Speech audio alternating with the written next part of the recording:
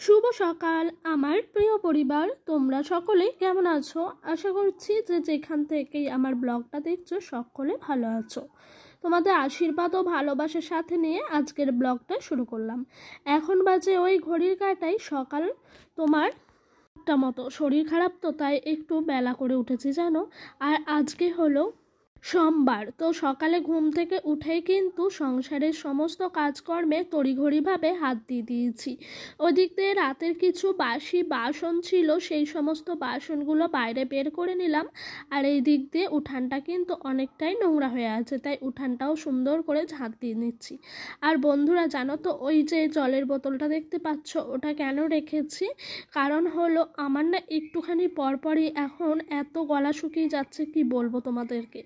তো ডক্টরকে বলেছি, ডক্টর একটাই কথা বললো যে অতিরিক্ত জ্বর আসছে, তো তার ফলে ওষুধ খাওয়ার পর যখন ঘাম দিচ্ছে তখন তোমার শরীর থেকে সমস্ত জল বেরিয়ে যাচ্ছে, তাই কিন্তু তোমার শরীরে জলের প্রয়োজন, তাই জল তেষ্টা পাচ্ছে।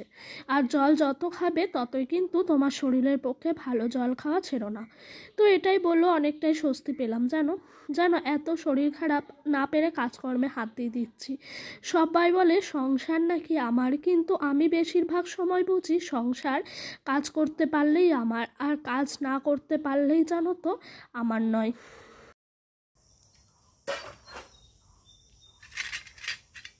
জানো তো বন্ধুরা, এখন এত শরীর খারাপ, বেলা করে উঠছি, তো সংসারের না সমস্ত কিছুই বুঝতে পারছি জানো, যে সংসারের যদি কাজটাই করা হয় তখনই কিন্তু আমার সংসার, কাজ ফুরিয়ে গেলেই কিন্তু অন্যের সংসার। যাই হোক, ভেঙে কিছু বললাম না।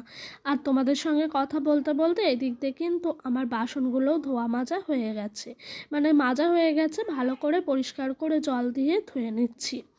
তো চলো ওই দিক দিয়ে বাসনগুলো ঘরের মধ্যে রেখে দিয়ে আসি।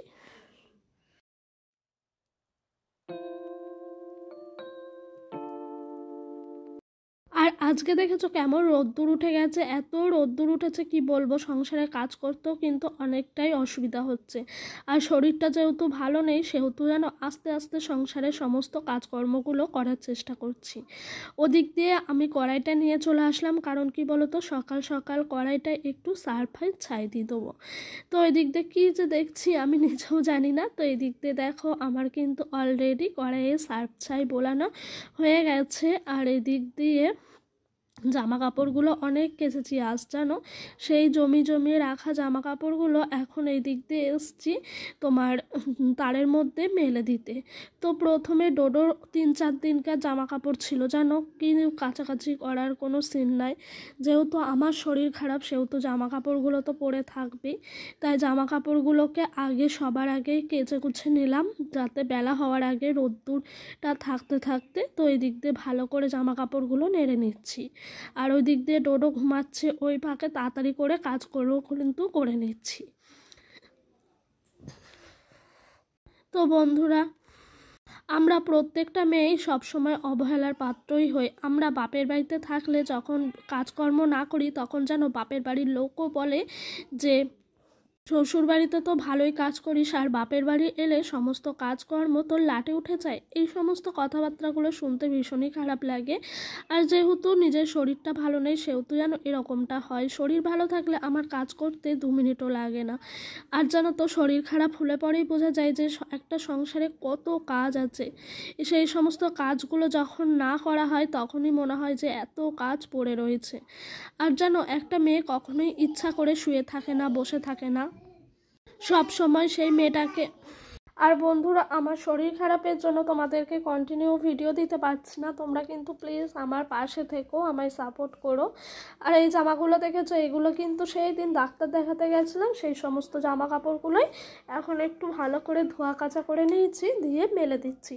যেহেতু শরীরের মধ্যে প্রচুর জীবাণু থাকে, সেহেতু জামা কাপড়গুলো না কেচে আলমারিতে ঢোকাতে একটু ইচ্ছা হচ্ছিল না জানো।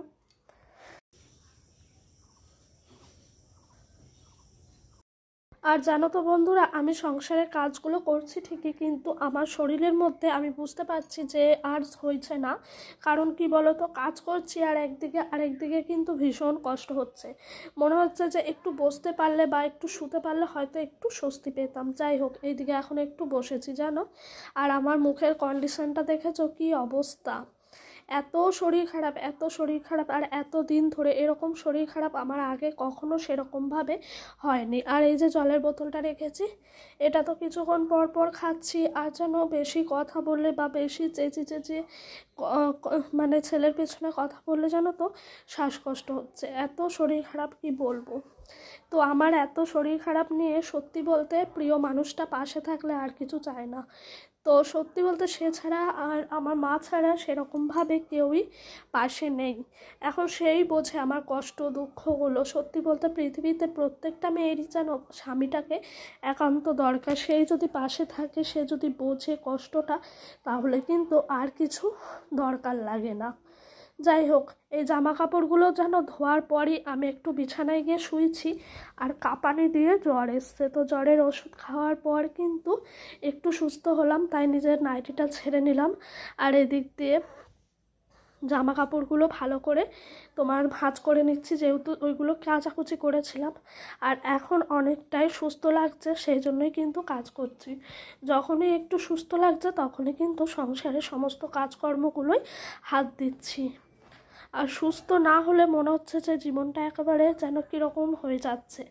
সুস্থ বলেই কিন্তু নিজের সংসারের সমস্ত কাজকর্মগুলো করছি। আর জানো তো সবসময় মনে হয় যে শুয়ে বসে থাকবো কেন, শুয়ে বসে থাকার কি আছে, নিজেকে যত কাজের মধ্যে রাখবো ততই মনে হয় ভালো থাকবো। কিন্তু না গো, শুয়ে বসে থাকতে কারোরই ইচ্ছা হয় না। সবসময় মনে হয় সংসারের সমস্ত কাজকর্মগুলো করি।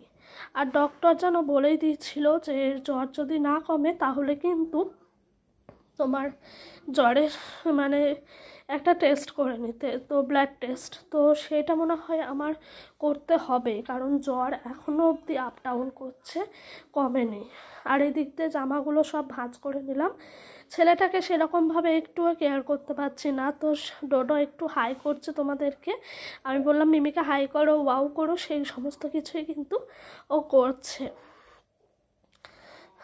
তো সত্যি বলতে ছেলেটাকে সাথে নিয়ে থাকলে অনেকটাই হ্যাপি আছি, না হলে কিন্তু আরও কষ্টটা দ্বিগুণ হতো। ওকে একটু সাজিয়ে গুছিয়ে নিচ্ছি। আর ভিডিওটা আজকে এই পর্যন্তই রাখলাম। তোমাদের ভালো লাগলে অবশ্যই লাইক কমেন্ট করো। আর যদি ভিডিওটা তোমাদের আরও ভালো লেগে থাকে, চ্যানেলটি সাবস্ক্রাইব করে পাশে থাকা বেল নোটিফিকেশানটা অন করে দিও, আমার নিত্যদিনের ভিডিওগুলো তোমাদের কাছে সবার আগে পৌঁছে যাওয়ার জন্য। আর দেখেছো ও দুষ্টুমি, ওকে পাউডার দেবো বলছি, ও বলছে পায়ে।